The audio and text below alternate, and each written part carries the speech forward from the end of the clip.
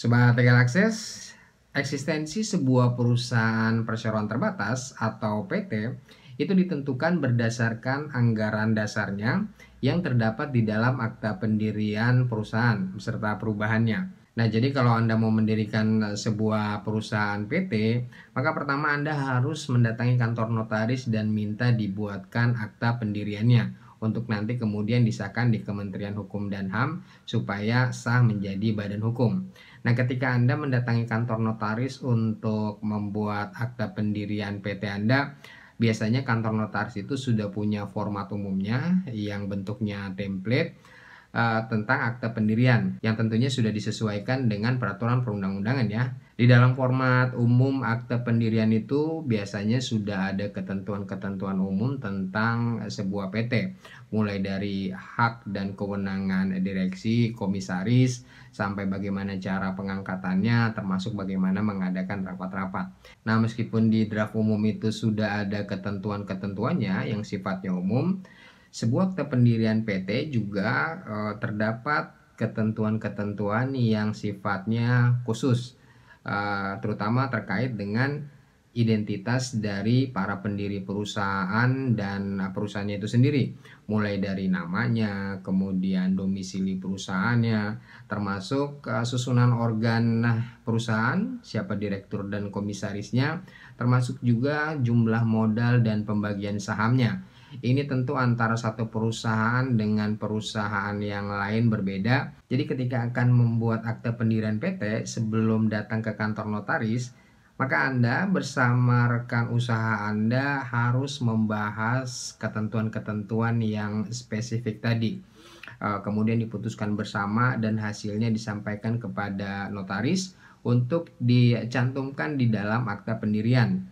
Anda tidak bisa memutuskannya sendiri tentu ya, karena seperti kita tahu bahwa pendirian sebuah PT itu tidak bisa dilakukan sendiri, harus dilakukan oleh minimal 2 orang pendiri. Nah, apa saja ketentuan-ketentuan atau data-data yang spesifik itu yang harus dibahas oleh para pendiri untuk kemudian disepakati dan disampaikan ke notaris sehingga nanti bisa dicantumkan di dalam akta pendirian perusahaan atau PT Anda. Berikut adalah informasinya.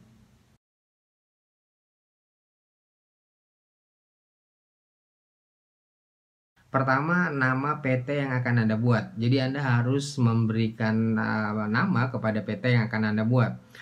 Membuat sebuah PT itu sama seperti melahirkan bayi ya. Anda harus memberinya nama. Nah, nanti nama PT ini akan dicantumkan di dalam akta pendirian PT yang akan dibuat. Memberikan nama PT untuk dicantumkan di akta pendiriannya ini tidak bisa sembarangan karena Undang-Undang PT sudah memberikan batasan nama-nama PT seperti apa saja yang tidak boleh digunakan. Batasan itu antara lain nama PT tersebut sudah dipakai oleh perusahaan lain atau memiliki persamaan pada pokoknya dengan nama perusahaan lain. Kemudian nama PT itu bertentangan dengan ketertiban umum atau kesusilaan. Juga nama PT itu tidak boleh sama atau mirip dengan nama lambang negara atau lembaga pemerintah atau lembaga internasional kecuali Anda sudah mendapatkan izinnya. Nama sebuah PT juga harus sesuai dengan maksud dan tujuan serta kegiatan didirikannya PT itu. Lalu nama PT itu tidak boleh hanya terdiri dari angka atau rangkaian angka, huruf atau rangkaian huruf yang tidak punya makna. Kemudian nama PT juga tidak boleh nama yang mempunyai arti sebagai perseroan atau badan hukum atau persekutuan perdata. Nah, jadi ketika Anda mencari nama sebuah PT untuk disampaikan ke notaris dan dimasukkan ke dalam akta pendirian, maka sebaiknya Anda mempunyai beberapa alternatif nama, jadi tidak hanya satu nama saja sebagai cadangan, karena nanti ketika Anda menyampaikan nama PT itu kepada notaris, kemudian notaris akan melakukan pemeriksaan terlebih dahulu apakah nama PT yang Anda sodorkan ini bisa digunakan atau tidak.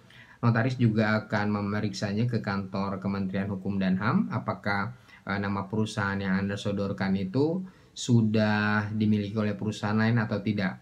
Jadi sebaiknya Anda menyiapkan beberapa nama, sebab kalau misalnya satu nama saja yang Anda sampaikan, kemudian namanya itu sudah dipakai oleh perusahaan lain, maka nanti Anda harus secepat mungkin mencari nama penggantinya.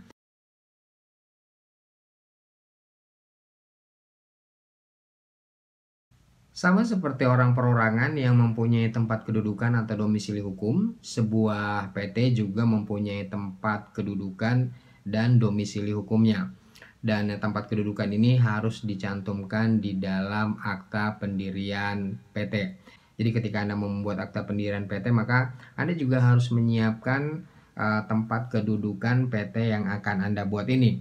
Nah, untuk menentukan tempat kedudukan atau domisili sebuah perusahaan ini juga tidak sembarangan, tidak bisa asal tunjuk tempat saja, karena tempat itu memang benar-benar bisa digunakan sebagai alamat perusahaan atau di mana perusahaan melakukan aktivitas utamanya di sana.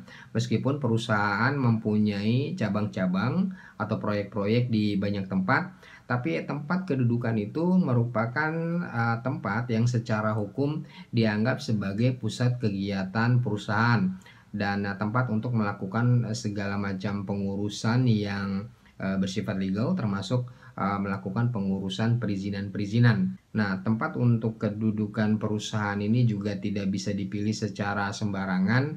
Jadi harus bisa dipastikan bahwa tempat itu memang bisa digunakan sebagai alamat usaha. Jadi harus sesuai dengan RT RW-nya atau rencana tata ruang wilayahnya, dan juga harus sesuai dengan izin mendirikan bangunannya atau IMB. Kalau misalnya Anda menunjuk rumah pribadi Anda atau rumah tinggal Anda sebagai lokasi usaha atau sebagai tempat kedudukan perusahaan, maka harus dipastikan dulu apakah rumah tinggal itu di IMB-nya ada izin usahanya atau hanya izin tinggal saja. Nah, kalau di IMB-nya hanya izin tinggal saja, maka tentunya tidak bisa digunakan sebagai alamat perusahaan. Tapi kalau di dalam IMB-nya selain izin tinggal ada juga izin usahanya, maka tentunya rumah tinggal tersebut masih bisa digunakan sebagai tempat kedudukan atau domisili perusahaan. Nah, kalau Anda mempunyai kesulitan untuk menentukan alamat perusahaan atau domisili perusahaan, Anda bisa menyewa ruko. Biasanya sebuah ruko itu ketika akan didirikan, izin mendirikan bangunannya adalah izin usaha. Nah, karena sifatnya izin usaha, tentu saja masih bisa digunakan ya untuk tempat kedudukan perusahaan. Atau cara paling mudah lainnya adalah dengan menyewa virtual office atau kantor virtual.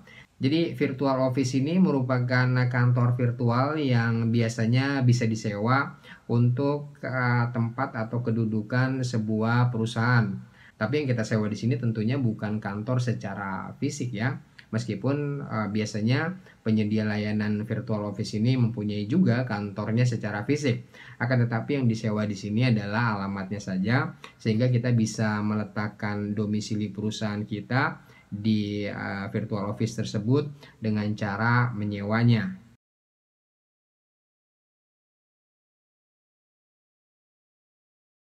Berikutnya maksud dan tujuan serta kegiatan perusahaan. Jadi ketika Anda mendirikan sebuah PT, tentunya Anda mempunyai maksud dan tujuan, yaitu berupa ruang lingkup kegiatannya.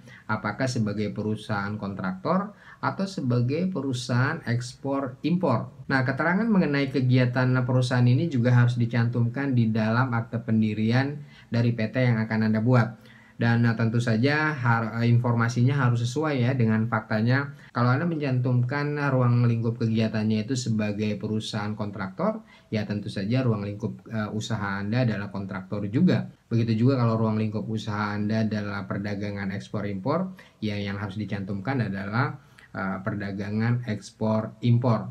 Nah, biasanya ruang lingkup kegiatan yang dicantumkan di dalam akta pendirian itu tidak terbatas hanya pada satu ruang lingkup kegiatan saja. Jadi tidak hanya misalnya ruang lingkupnya jasa pelaksana konstruksi saja atau perdagangan ekspor impor saja. Biasanya yang dicantumkan itu lebih dari satu ruang lingkup. Ini untuk mengantisipasi perkembangan usaha PT tersebut ke depan.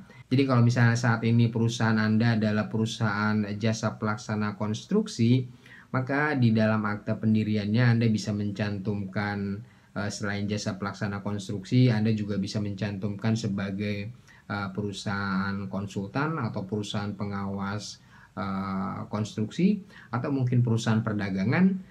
Nah, ini tentu untuk mengantisipasi perkembangan usaha Anda ke depannya.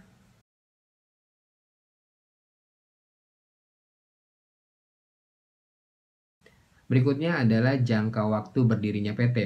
Jadi pendirian sebuah PT ini bisa dilakukan hanya untuk jangka waktu tertentu atau dengan jangka waktu yang tanpa batas. Kalau misalnya sebuah PT itu didirikan untuk jangka waktu yang tidak terbatas, maka PT tersebut dianggap berdiri untuk selamanya sampai suatu saat nanti dilakukan pembubaran. Nah, ketentuan mengenai jangka waktu ini juga harus dicantumkan di dalam akta pendirian.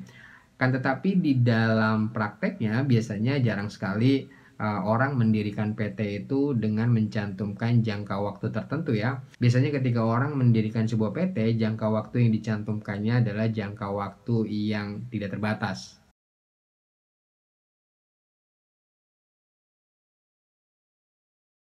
Berikutnya adalah modal PT.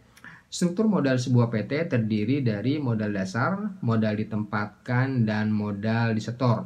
Modal dasar ini merupakan total jumlah saham PT yang bisa diterbitkan oleh PT tersebut. Sesuai Undang-Undang PT, modal dasar PT ini terbagi dalam saham yang setiap saham itu bernilai tetap. Jadi misalnya sebuah PT mempunyai modal dasar katakanlah 100 juta rupiah, dan modal dasar 100 juta rupiah itu terbagi dalam 100 saham dan setiap saham bernilai 1 juta rupiah. Tapi ini hanya contoh saja karena pada faktanya nanti Anda bisa menentukan nilai saham sesuai dengan kebutuhan usaha Anda sendiri. Begitu juga modal dasarnya, ini juga hanya contoh saja karena sesuai Undang-Undang PT, modal dasar sebuah PT minimal itu 50 juta rupiah. 25% dari modal dasar itu harus ditempatkan dan disetor penuh.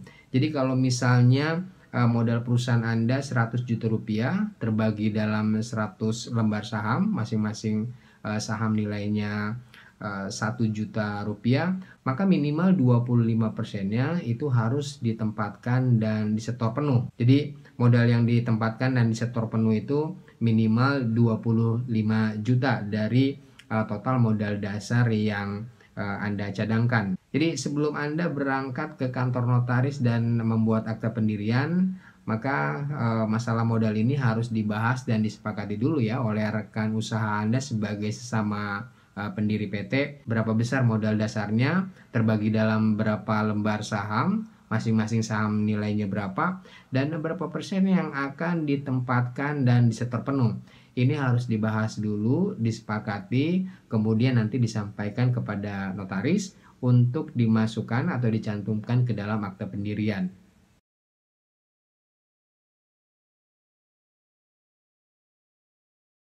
Berikutnya adalah jumlah saham. Jadi kalau tadi adalah pembagian struktur modalnya ya, modal dasar, modal ditempatkan, dan modal disetor.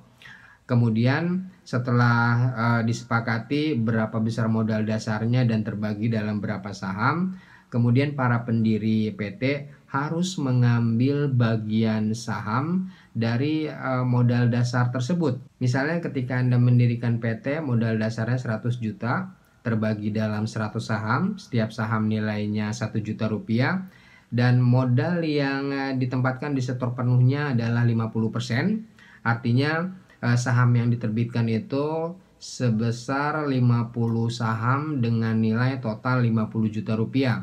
Nah, kalau misalnya Anda mendirikan PT Anda bersama dua rekan Anda yang lain, jadi total pendirinya ada 3 orang, katakanlah A, B, dan C, maka ketiga pendiri ini harus mengambil bagian saham. Misalnya A mengambil bagian saham 30% atau sebanyak 15 lembar saham dengan nilai total 15 juta rupiah yang harus disetorkan.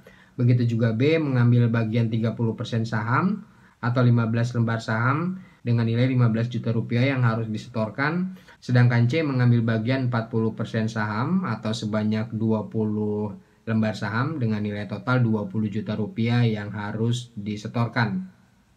Nah, sekali lagi sebelum berangkat ke kantor notaris, Anda bersama para pendiri lainnya yang akan mendirikan PT harus merundingkan pembagian saham ini dulu ya, kemudian disepakati dan nanti setelah sudah dibuat kesepakatannya disampaikan kepada notaris untuk dicantumkan atau dimasukkan ke dalam akta pendirian.